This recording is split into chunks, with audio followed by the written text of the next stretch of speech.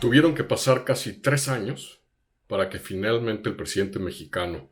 que solo ha viajado una vez al exterior en su mandato y por cierto para extender salamerías a Trump en su discurso en el Jardín de las Rosas, pronunciara finalmente un discurso sobre la política exterior de México, el papel de México en el mundo y la visión del mandatario mexicano sobre el sistema internacional del siglo XXI y las relaciones internacionales que para una de las economías más grandes del mundo es un factor fundamental de su bienestar, su prosperidad y su seguridad nacional. Y la gran paradoja fue que no ocurrió ni en las cumbres del G20 que le han tocado, y tampoco en el 75 aniversario de las Naciones Unidas, que era la oportunidad, me parece, idónea para haberlo hecho. Ciertamente un discurso grabado durante la pandemia, pero no ocurrió en ninguno de estos momentos el discurso ante la Asamblea General de las Naciones Unidas con motivo del 75 aniversario de la fundación del organismo multilateral. Pues ustedes lo recordarán, un discurso básicamente sobre la política interna y las políticas públicas mexicanas, que nada tenía que ver con política exterior. Y el presidente finalmente escoge, como le gusta hacer, como suele hacer, un efeméride, en este caso un aniversario del natalicio de Simón Bolívar, para en el marco de la reunión ministerial de cancilleres de la CELAC, el organismo que reúne a los países caribeños y de América Latina, aprovechó este momento, este domingo pasado, para pronunciar su primer discurso sobre política exterior.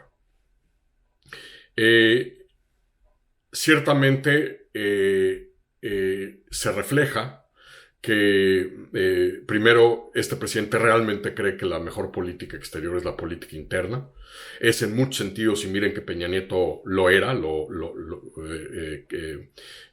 cae en esta descripción de manera perfecta. El presidente López Obrador es quizá el presidente más parroquial, menos curioso intelectualmente acerca de lo que ocurre en el mundo y cómo el mundo impacta a México. Y esto se refleja evidentemente en el discurso del domingo, porque es un galimatías conceptual, paradigmático, histórico, geopolítico y diplomático, plagado de lugares comunes. Hay que reconocer, habiendo dicho esto, que me parece que el discurso tiene un mérito muy importante, que es que vuelve a dejar testimonio de esta especie de, si ustedes gustan, viaje a Damasco, camino a Damasco, en el que ha recorrido el presidente López Obrador con respecto a la importancia que la integración comercial con Estados Unidos tiene para México, para su bienestar. Es decir, hay que comparar al Andrés Manuel López Obrador de hoy con el Andrés Manuel López Obrador de, por ejemplo, las campañas del 2006 o del 2012, donde abiertamente criticó al Telecán, con este presidente ahora que reconoce la importancia que tiene la vinculación económica y comercial de México con sus dos vecinos norteamericanos, y precisamente habla de esto, habla de la importancia de no regresar a modelos autárquicos, cerrados hacia la vinculación económica y comercial con Estados Unidos, por la importancia que evidentemente el TEMEC ahora tiene para el crecimiento económico, el bienestar, la prosperidad de México. Pero a la vez, el presidente, como ha sido el caso y como he comentado con ustedes aquí en este espacio en ocasiones previas, al de nuevo hacer referencia a los principios de política exterior consagrados en el artículo 89 de la Constitución, sobre todo el vinculado con la no intervención, para hacer este panegírico sobre Cuba y la situación que prevalece en Cuba en este momento. Convenientemente pasa por alto que uno de los principios de política exterior en la Constitución mexicana establece que México debe pugnar por la observancia, el cumplimiento, el respeto a los derechos humanos en el mundo, cosa que, por cierto, no ocurre en Cuba, no ocurre en Nicaragua, no ocurre en Venezuela hoy. Pero además el discurso ignora que, digamos, la historia de los mecanismos de concertación regional latinoamericanos y caribeños son una verdadera historia de sopa de letras, de organismos regionales, subregionales se enciman, parecen un pastel vienés de tantos pisos y de tantos mecanismos. Hacíamos la broma hace mucho tiempo que en la región había tantas cumbres de todos estos organismos que al final parecía cordillera. Y es que, digamos, parte de la razón por la cual hay una incapacidad por siquiera aspirar a replicar mecanismos similares al mecanismo más acabado supranacional que es el que hoy hay en la Unión Europea y al que hace referencia el presidente, ha sido precisamente la ineficacia de todos estos mecanismos creados por los gobiernos latinoamericanos. Ignora también convenientemente que en gobiernos brasileños anteriores, previos a este, Brasil tuvo como proyecto geopolítico estratégico separar a México del resto de los países de América Latina, creando UNASUR precisamente con la idea de bajo el argumento de que México no está en Sudamérica, separar a México, tratar de evitar a México como rival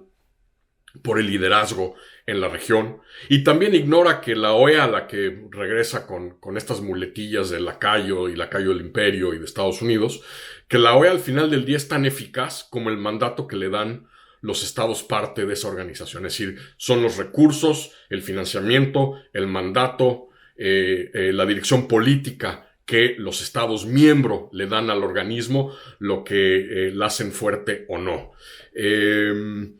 Y finalmente, pues vuelve a caer en esto que yo he manifestado en días pasados, de caer en el garlito, en regurgitar esta idea de que lo que hay en torno a Cuba es un bloqueo. No hay tal cosa. Cualquier estudiante de primer semestre de Relaciones Internacionales o cualquier integrante de la generación de formación de diplomáticos mexicanos en el Matías Romero sabe la diferencia entre un embargo y un bloqueo. Bloqueo es lo que hubo en el 61 durante la crisis de los misiles, cuando Estados Unidos trató de prevenir que cualquier buque llegara a la isla durante ese momento de enorme tensión geopolítica mundial. Lo que hay hoy es un embargo. Ese embargo es lo que explica por qué hoy hay hoteles españoles, turistas de todo el mundo en Varadero, que Cuba comercia con la gran parte de los países del mundo, y que el propio presidente López Obrador pueda mandar buques de la Marina a Cuba con víveres y con ayuda humanitaria en este momento. Pero también el discurso mostró de nuevo otro tema que a mí me preocupa y que me inquieta, que es esta enorme incongruencia en cómo se posicionó en su momento Andrés Manuel López Obrador frente a Trump y cómo se posiciona hoy frente a Biden y Estados Unidos. Porque este embargo estaba en los últimos 2 años de la administración Trump, durante los 4 años de la administración Trump, pero ciertamente los 2 años de Andrés Manuel López Obrador con Trump, y en ningún momento Andrés Manuel López Obrador criticó a Trump, criticó a Estados Unidos en momentos en que, por cierto, Trump endureció las medidas, como por ejemplo suspender el envío de remesas de Estados Unidos a Cuba. En ningún momento el presidente criticó, cuestionó a Trump o a la política estadounidense con respecto a Cuba y con respecto al embargo, como no lo hizo en muchos otros temas. Pero quizá lo más grave, evidentemente, al final del día de este discurso es que una vez más solapa y arropa la erosión democrática y la violación de derechos humanos ahora en Cuba, al hacer este panegírico de lo que ocurre en la isla y de mostrar solidaridad con el régimen cubano y pasar por alto lo que ha estado ocurriendo en la isla en las últimas semanas. Ciertamente creo que el discurso no pasará a la historia como uno de los momentos más ilustrados de la política exterior de México.